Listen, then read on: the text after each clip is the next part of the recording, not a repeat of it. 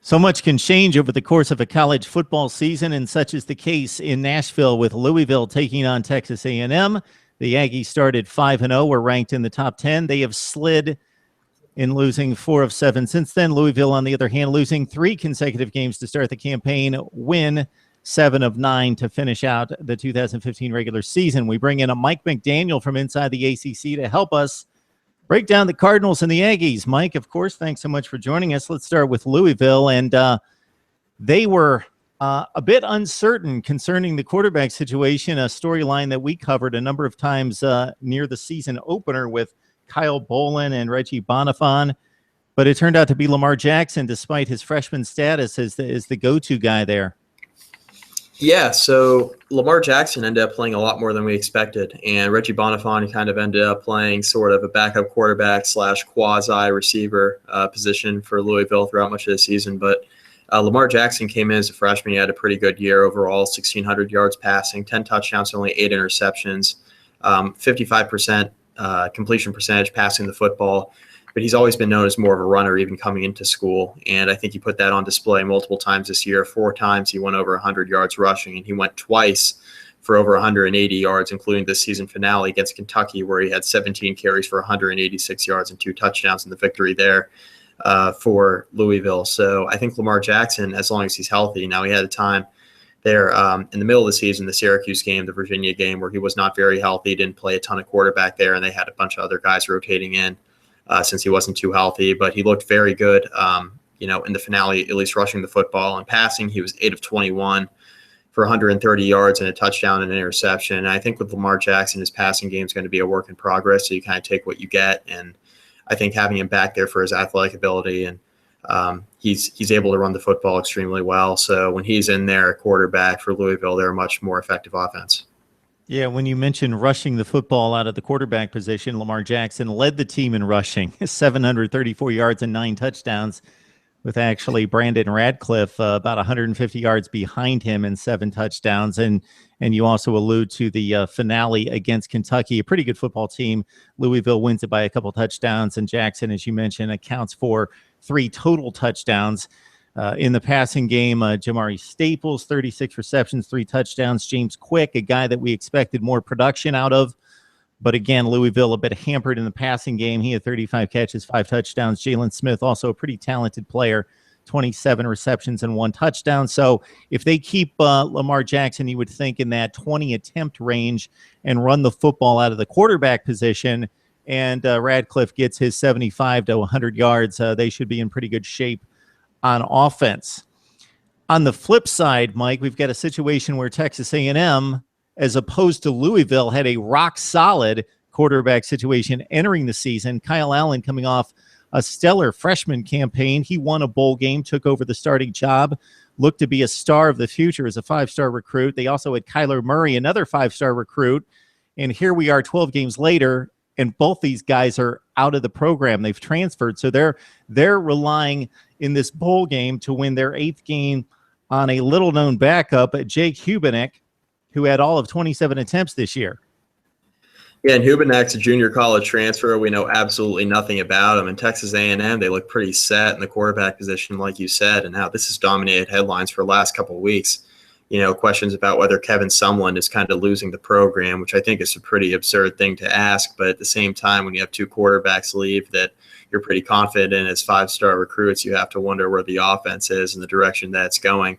But I think for Texas A&M, they've been able to run the ball pretty well all year. But I think questions about their ability to throw the football in this bowl game are naturally going to come up, because Texas A&M all year has had a situation at quarterback where they've been set and ready to go, and now all of a sudden you have 2 guys leave the program right before the bowl game, kind of unexpectedly. So it's going to be interesting to see how Texas A&M reacts and how their game plan is tailored to Hubenek and his abilities. Yeah, this is kind of uncharted territory for Kevin Sumlin, who was kind of a wonder child coming from Houston of sorts as a hot commodity in the coaching ranks. Takes over at Texas A&M. They haven't won big, but he's stockpiled top 5 to 10 recruiting classes. Of course, the Johnny Manziel era, Heisman Trophy win, a Cotton Bowl win, and really a hot, chic coach there at Texas A&M. Takes over the recruiting situation in the state of Texas. And now he's facing some adversity for the first time. There's rumblings that his offensive coordinator, Jake Spavital, might be spending his last game in Texas A&M and might be shown the door after this game, in which Texas A&M, with all that talent, pretty much at every position on the offense, slumped to like a mid-tier offense nationally, 63rd rushing. Trey Carson did run for 1,000 yards, but Texas A&M just against the better teams. Just you look at the scores across the board, 3 points against Ole Miss, 10 against Auburn, couldn't score against Alabama, just really had a rough time moving the football with all that talent. And again, I mentioned Kyle Allen. I was really impressed with his freshman performance and expect him to make a career there at Texas A&M. But I've heard all sorts of rumors about play calling issues, not getting along with coaches, not understanding what was expected of them, wanting to know what their roles were going to be. And so a lot of coaching and player disagreements there for Texas A&M. But I thought this was the best wide receiver core in the country coming into the season. Now, the numbers aren't going to show that because, again, they had issues at the quarterback position. But, man, Christian Kirk, 70 receptions, 6 touchdowns as a freshman, and he can also hurt teams in the return game. So look out for that. Josh Reynolds had 15 touchdown receptions in 2014. Came back, 41 catches, 5 touchdowns this year. Speedy Noyle, a game changer coming out of high school. He's been shown the door for the rest of the season, suspended. Ricky Seals-Jones, also a playmaker. So they've got talented guys. These guys come with a lot of 4 and 5 stars next to the name, but something just didn't work well down the stretch against the better teams coming into this bowl game. Yeah, I mean, they definitely have some skilled guys. I think the most impressive thing about Kevin Sumlin is his ability to recruit inside the SEC. I mean, I think a lot of the guys that you're expecting to go to Alabama, to go to an LSU, to go to a Florida now, down there with Jim McElwain, are now all of a sudden going to Texas A&M and want to play for Kevin Sumlin because he puts guys in the pros, and at the same time, he's running a top-notch program there in College Station. But Texas A&M is going to have the skill guys, but are they going to be able to compete at the quarterback position? And I think the big unknown here is Jake Hubenak, because we don't really know what we got. I mean, like you said earlier, only 27 attempts this season, and he's going against the 14th ranked defense in total defense in the entire country at Louisville. And we know Louisville has a very good linebacking core and a good back end of their secondary. So I think the ability for Texas A&M to throw the football in this game is going to be paramount for their success, because we're not really sure what we got there at quarterback, and we won't really know until the game kicks off. Yeah, good point on the Louisville defense. It's been rock solid. Again, they got off to a rough start, but it wasn't the fault of the defense. It was more figuring things out on offense, plus having a very tough schedule out of the gate against the likes of Auburn and Clemson and so forth. So Tremaine Washington and Chucky Williams are part of the duo in the back seven that account for 16 interceptions. That's the best total in the ACC.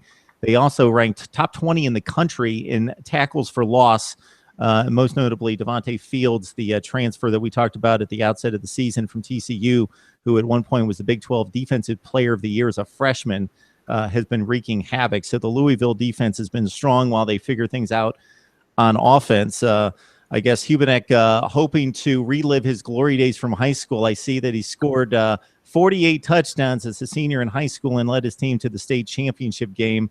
And really, besides the year at junior college, hasn't seen a whole lot of action since then. So we got Louisville, we got a Texas A&M team, very flawed on both sides of the ball, but some interesting talent to look at. Any read on this one, Mike?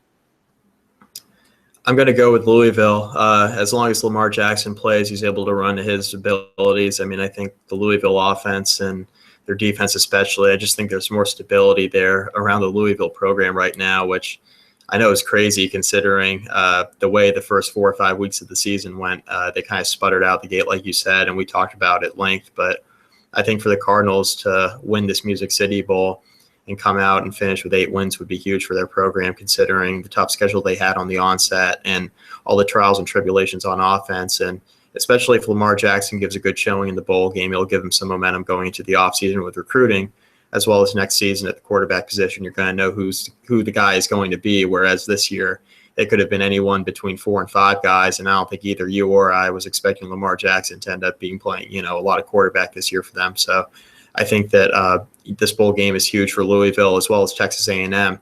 and what kind of gas do they have left in the tank, and how much composure does Kevin Sumlin have and their coaching staff have with all the upheaval here over the last couple of weeks. So I'm going to take Louisville because there's more stability, but I think this is a big game for Texas A&M as well.